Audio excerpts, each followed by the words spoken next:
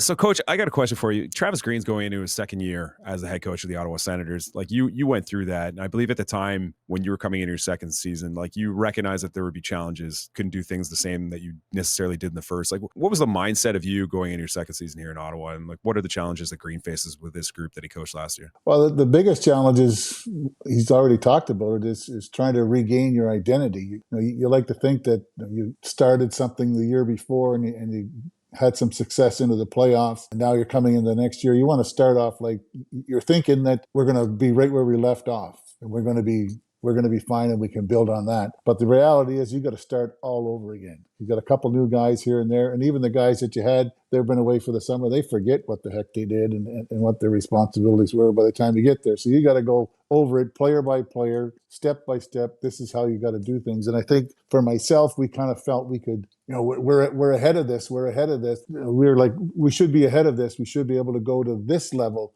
in our defensive coverage or in our penalty killing structure and power play five. We should be able to start at a further point down the line. But reality is, you got to start right back at square one and build it practice by practice and game by game and player by player. Really is how you're doing it. It's a brick and mortar thing that takes time. Some teams it takes 5 games. Sometimes it takes 10. You don't want it to take 20 because then you're not going to have your job anymore.